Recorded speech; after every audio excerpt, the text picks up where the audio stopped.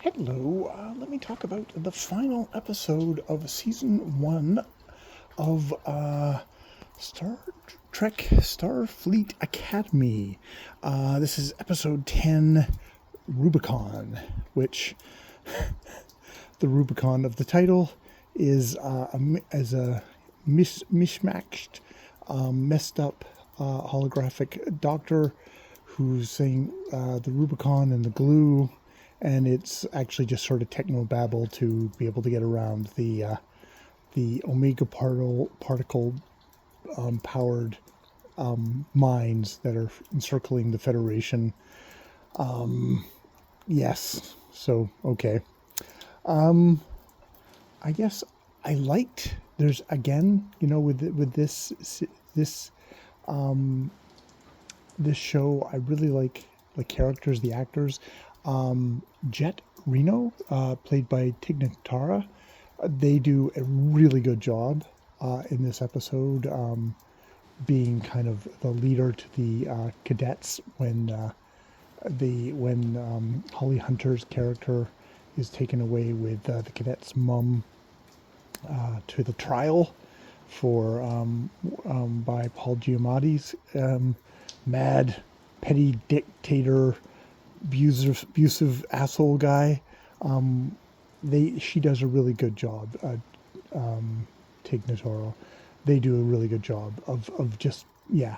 I love her character. That is definitely the big point of the thing. The cadets themselves get, most of the stuff. The Klingon J doesn't get to do too much. Suddenly, it's a medical issue when the doctor's malfunctioning. We don't understand that, but it gave him something to do. Mostly, it is the big, tall drink of water, a muscular cadet whose mom has been they found in the last episode, and is kind of in with Paul Giamatti, and indeed apparently at the beginning of the season, that's how, it was them getting captured, her getting sent to a penal colony, and him becoming a ward of the state, which is kind of the bracketing of all this stuff. I think the thing that really falls down in this episode is the trial scene, where it's like we can't have anyone who has actually valid complaints about the Federation, which is a shame because it's a big organization. It's got that kind of neocon liberal kind of where our shit doesn't stink kind of thing, which is a good PR job if we're taking it as kind of an analogy to a kind of a pre-Trumpian United States. It's like, no, we know you do shit. You do shit for your own self-interest and stuff like that. It's the idealized version, but it's like, so when it turns out that Paul Giamatti's, it's like, you bombed my planet, you killed all my, family, and hardly, and, only a few of us survived in the dirt. It's like, no, it turned out it was actually their fault all along, and it was just misplaced grievance, which is like, there's a lot of angry people in the world that get dismissed that way, by big, wealthy superpowers, and that really is what that rings as. So that was kind of disturbing. That was kind of disappointing to kind of wiggle off that way. But this is something that is written by and for the comfortable.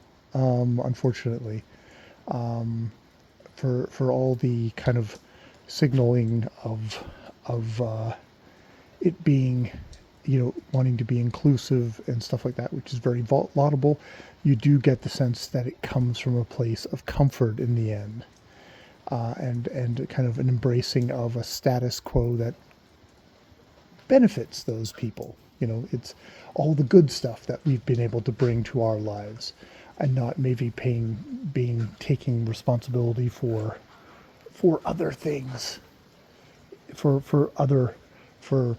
the negatives. So yeah, it was kind of a disappointing ending to the show for this season. It had some good one-off episodes. That's a good thing. It's not this giant arc where if the conclusion sucks, well then the whole season sucks.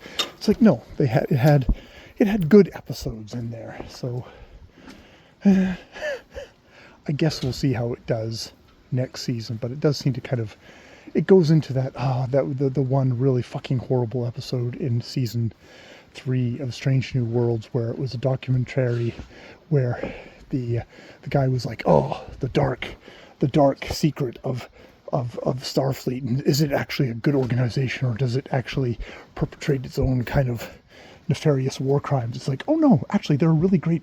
It might have problems, but everybody there has just got a heart of gold and they're wonderful. It's like, wow, that is the kind of, you know, there's no bad systems. There's only just maybe 1 or 2 bad apples, but the whole system, it's just great. It's just wonderful. There's no overarching system that might be, you know, have its own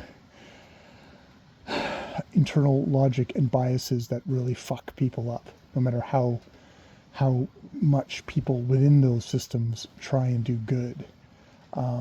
It had that kind of feel of it for the end of it, which is kind of, it's a politically naive